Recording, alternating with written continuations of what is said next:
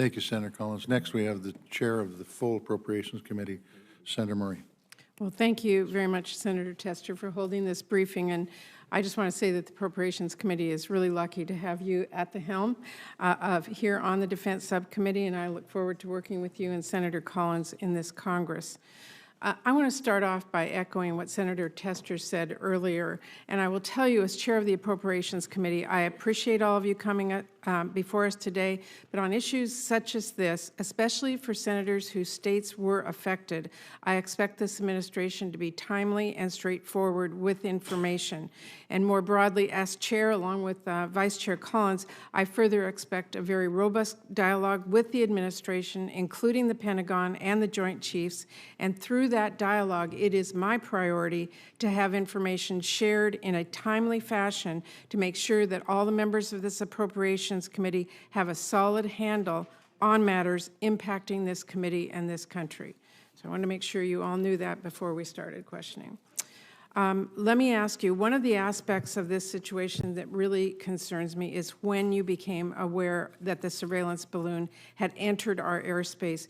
It seems to me it is critical we are immediately identifying when something like this balloon is approaching or has crossed into the United States so we can act quickly and appropriately. And that is, of course, especially important for states on the West Coast, many on this committee, who could be the first impacted by these threats. So I want to know, as you tracked this balloon approaching over Alaska, when did you determine the threat, and did you have constant surveillance for the entire time it was in the U.S. and Canadian airspace?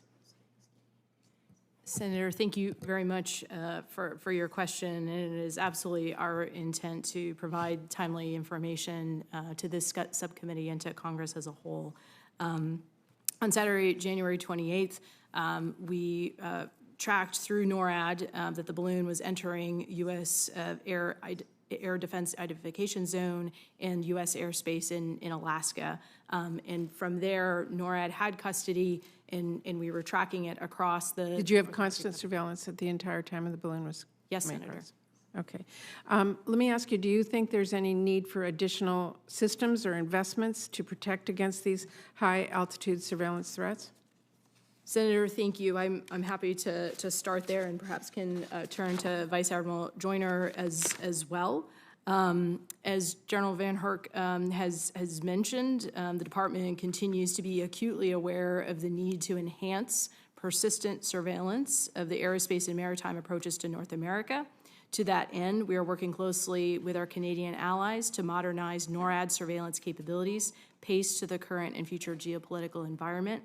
In the near term, we are taking steps with Canada to augment the existing North Warning System, including development of a new system of sensors called Crossbow that will enhance NORAD's ability to detect approaching airborne threats.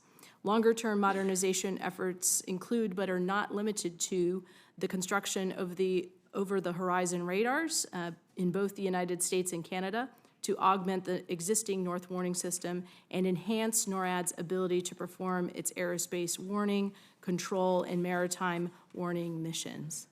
Vice Admiral Joyner? Senator, we continue to modernize the existing systems that we have, so that's been an effort that's been ongoing in conjunction with this committee. In 23, significant investments in both the space architecture, which we think is key for future monitoring and understanding of our environment, both within the United States, overseas, and abroad. So, and then undersea as well, investments have been made as well to counter other threats. In integrated air and cruise missile defense, the committees and the Congress directed us to put forward an acquisition lead, and Air Force is now the acquisition lead for that effort.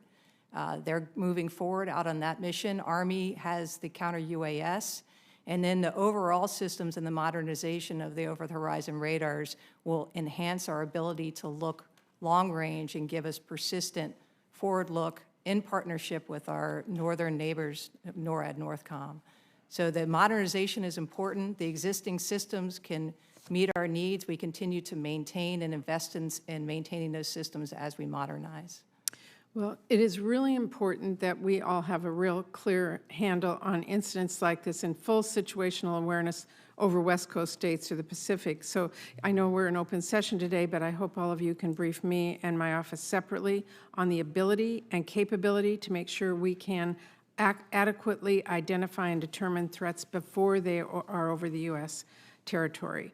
And let me just say this, this incident is greatly concerning to me, not just because of the breach of our airspace, but what it signals about our relationship with China, the strength of our diplomacy, and really the state of our domestic capabilities. This Appropriations Committee is going to be taking a very serious look at our approach to our relationship with China, and I look forward to working with Senator Collins and with our colleagues here on this subcommittee and others on that. Thank you, Mr. Chairman. Thank you.